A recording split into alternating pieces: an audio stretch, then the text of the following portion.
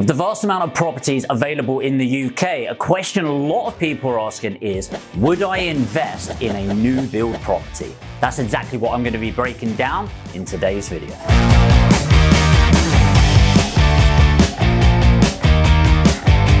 There's a lot of pros and cons when it comes to new builds, and I've got a very specific opinion that you may agree or disagree, but you can let me know at the end of this video. So let's break down the pros of new builds. The first one is it's ready to go. I love the fact that it's kind of what you see is what you get. It's a ready to go property. You could buy it today, put a tenant in tomorrow. It's pretty good overall and you won't need to be doing anything. This is really great from the predictability point of view when you're looking at your finances.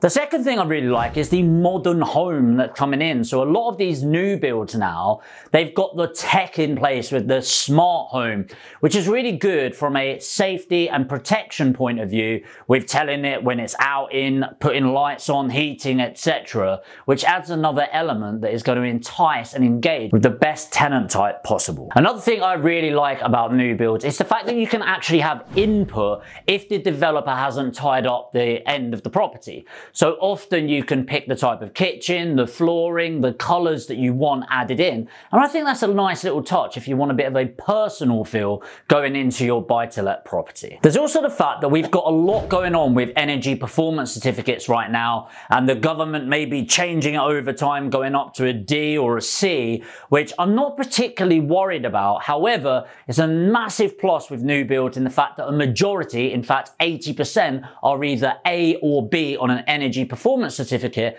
which is good for any changes in government legislation down the line, but it's also really good for bills, okay? So it's going to help keep down the bills for the tenant or yourself when the property is vacant between tenancies. Finally, and this is quite a big one, it's chain free. So there is virtually zero risk of the vendor, or in this case the developer, pulling out of the property.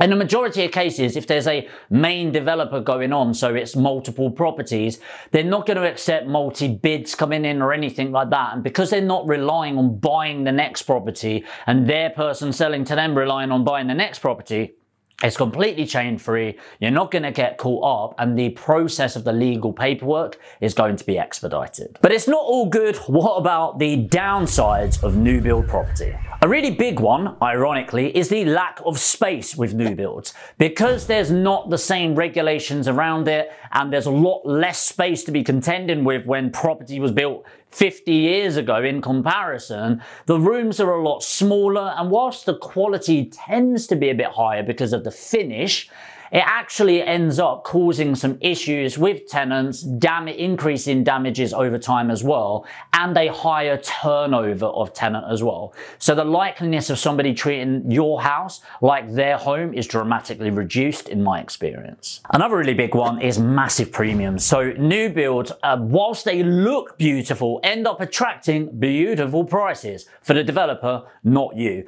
On average, you will pay 10 to 20% above the existing market value with existing stock. The problem with this is you can only have the new feel for a certain duration, i.e. once somebody's lived in the property for 6 to 12 months, it's not new anymore. And so they're getting compared to existing stock on the market right now.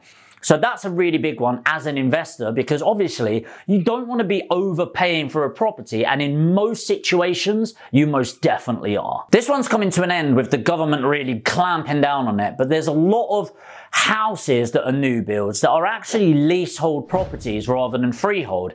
And there's no real need for this, because the idea of a leasehold property is you've got ground rent and service charge, but you don't have any ground rent or service charge unless there's gardens or communal gardens and things like that.